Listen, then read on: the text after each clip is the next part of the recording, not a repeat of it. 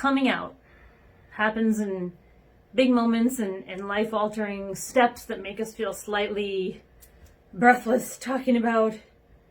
And it also happens in tiny moments throughout our lives. As a child, I made a million unconscious decisions to remain closeted due to a million little sort of trial balloons, the responses to which let me know my authentic self was not welcome.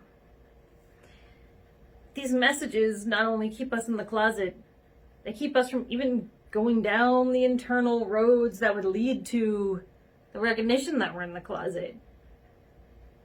Instead, we put up roadblocks that keep us from even recognizing that the roads are there. I believe the first thing that I came out as was a feminist. And it wasn't so much of a coming out, I just was out. And I remember how hard it was to say the word feminist. I knew that was who I was. But I knew the microaggressions that would follow at that time. Especially in the 90s in junior high and high school. You know, it was enough to be the kid who stood up to the male Spanish teacher when he would slap girls' asses and, you know, be labeled as taking everything too seriously and feminazi, and I was not looking to add anything else to the ways that I was different. When I came out years and years later as some combination of bisexual, pansexual, queer, I was in a relationship with a cis man at the time, and the response was mostly something like, why are you telling me this? Why does this matter? And even one, I have a test for that. Thank goodness I had that family member to give me permission to be out as a queer person when I passed his test.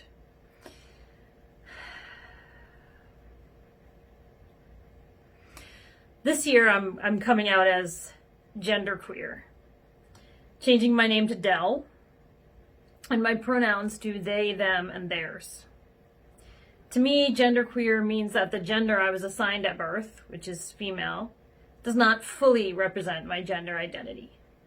I don't identify as completely not female, but it's not at all the whole of my gender, and I think a lot of that identification comes from a female experience that I've had for most of my life, because that's how others perceived me and how I perceived myself, because I didn't have those other options. I didn't know about them. The older we get, the less fucks we have to give, and coming out gets easier. Despite the fact that a gender identity change maybe is the most radical coming out for me, it's also been the easiest. And that's because of the courage and modeling of so many trans folks. Many of them younger than me, some of them much younger than me, some of them are children. And these have been my role models. They helped me find the road. They walked it ahead of me. And I know that I've done that. I know that I've done that for others too. And that's how it works. When we come out, we build roads to more places. There are as many ways to be out as there are humans. And when we are out in whatever way we can be, we honor that incredible variety of human experience. We honor not only our own true embodied experience, but that of others. And we make room for that of others. And we radically resist these arbitrary cultural limitations and this sort of fascist idea that some lives, some bodies, some human experience is just more valuable than others. We stand on the shoulders of those who came before. Sometimes we stand on very little shoulders, like I did. And we lift up those who will come next. Sometimes we do those at the same time. We make the world more hospitable, sometimes just enough that someone continues to live in it. And it's really hard to know where those ripples go and where those folks are. Being in the closet is not a gay experience, a trans experience. It's a human experience. There are infinite ways to be closeted. There are infinite ways that we take those core, holy parts of ourselves, push them down to places where we don't even know they're there. Or maybe we know, we hear that little voice and we kind of... One of the hardest coming out process that I'm still engaged in is coming out as a musician, an artist, a singer-songwriter. Truly as hard as any of the others, maybe more, because it feels so core to my truth, my why, the real meat of who I am, my reason for being.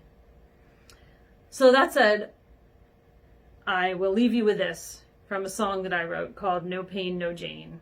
And it's a song about trying to run away from your core, from what calls you, and that it keeps calling, and eventually we get there, if we're lucky.